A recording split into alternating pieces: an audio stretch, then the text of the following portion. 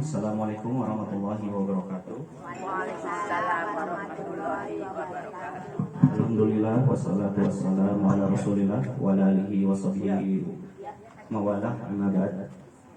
Bismillahirrahmanirrahim. Bapak-bapak, ibu-ibu sekalian, alhamdulillah kemarin saya mendapat sedikit tugas dari Prof. Nulan untuk mencari, mengobservasi beberapa contoh dari orang-orang yang menginjak usia di atas 100 tahun. Nah, karena berhubung waktunya tidak banyak, maka langsung aja. Ini saya mendapatkan sebuah artikel atau di Google pencarian ini mengenai seorang dokter, dan rata-rata warga negara Jepang itu umurnya panjang-panjang. Nah, ini ada seorang dokter dari Jepang, beliau juga seorang dokter ahli jantung.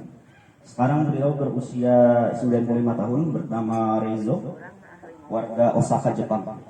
Nah, beliau ini diwawancara dan anaknya juga diwawancara mengenai aktivitas kehidupan beliau. Beliau memberikan beberapa tips untuk bagaimana beliau menjalani kehidupan sampai di usia 95 tahun sekarang. Nah, yang pertama ini rutin jalan pagi, dia dikasih nomor 1. Beliau rutin jalan pagi 30 menit hingga 1 jam dengan total 7.000 langkah. Bersama istrinya beliau selalu jalan pagi di pagi hari. Rutin jalan pagi beliau. Beliau memulai bangun pagi pukul 5 pagi. Nah, karena rata-rata mereka Shinto ya Bu ya, jadi bukan bangun subuh. Kalau kita kan bisa bangun jam 3 atau jam 2 subuh. Rutin berolahraga ringan. Nah, ini beliau juga setelah jalan pagi bersama istrinya melakukan stretching kayak yang tadi Pak Dodi ya, yang Pak Dodi lakukan. Nah, cuma stretching ini Bu, ketika sakit berhenti. Nah, itu yang salah Bu. Pas sakit, nah dimulai rasa sakit itu, nah dia baru mulai berkontraksi. Jadi kalau pas kayak misal kayak gini nggak ada rasa sakit, jadi nggak ada manfaat apa Bu. Jadi pas sakit, nah sakit tahan, nah itu baru mulai stretching dan bermanfaat. Jadi kalau misalkan ada rasa sakit berhenti, nah di situ kurang tepat lah Bu. Ya, jadi emang kenapa obat selalu laku? Nah, karena itu jalan pintasnya membunuh rasa sakit, obat membunuh rasa sakit. Jadi terkadang rasa sakit itu adalah obat juga, Bu. Kemudian merawat hubungan dengan orang tercinta. Nah, ini setelah ditelaah, beliau juga aktif dalam Facebook, Bu. Nah, jadi interaksi sosial juga sangat penting untuk para lansia, untuk kesehatan sosialisasi mereka dengan teman-teman. Dan yang terakhir, nah ini dia, mencari hobi baru, rutin tidur siang dan mencari hobi baru. Dalam artian harus selalu aktif, otaknya dipakai untuk selalu berkarya gitu. Apa itu ibu baca Quran tadi secara agama atau secara duniawi, dia mau sering baca novel atau mau menulis. Nah, ini otaknya itu harus selalu dipakai terus berpikir, jangan diam, jangan cuma tidur diam. Nanti kata orang Jepang itu otak itu harus selalu dipakai, selain badan dan otak juga harus dipakai.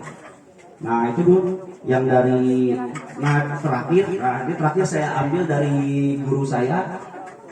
Guru saya ini bukan guru langsung Bu, tapi emang saya sangat mengagumi beliau dan dengan bacaan-bacaannya. Namanya Syekh Abdullah bin Mubarak bin Muhammad. Beliau adalah mursyid Tarekat Qadiriyah wa Naqsyabandiyah, Pondok Pesantren Suryalaya. Beliau berusia 120 tahun saat beliau meninggal. Di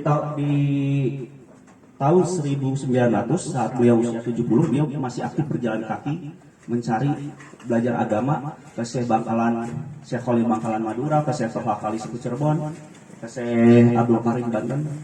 Nah, ini salah satu penerusnya itu adalah Abah Anom, yang mungkin ibu-ibu tahu, Syekh Ahmad Sohibullah Fatahul Arifin, Abah Anom. Nah, beliau ini Suryalaya. Nah, kami ini termasuk saya penganut Tarekat Qadiriyah Naqsyabandiyah memiliki buku panduan sholat Bu. Panduan sholat ini kita itu rata-rata hampir di atas 50 rakaat per hari Bu. Kalau dijalanin dari mulai subuh, di bukunya itu kita harus wajib mandi. Maka baik bagi beliau itu melaksanakan mandi jam 2 subuh terus mandi ya, mandi taubat namanya. Mandi taubat, selalu mandi taubat jam 2 subuh. Setelah itu beliau sholat taubat, baru lanjut qiyamul lail sampai subuh dan suruh masuk waktu syuruk. Nah itu satu hari full itu kalau karena bisa beraktivitas, nah banyak kegiatan aktivitas fisiknya melalui ibadah sholat ini. Makanya beliau berusia panjangnya, salah satunya jalan kaki juga, dan rokaat sholat sunnahnya banyak ya Bu. Sholat sunnah rokaatnya banyak. Kalau saya berkumpul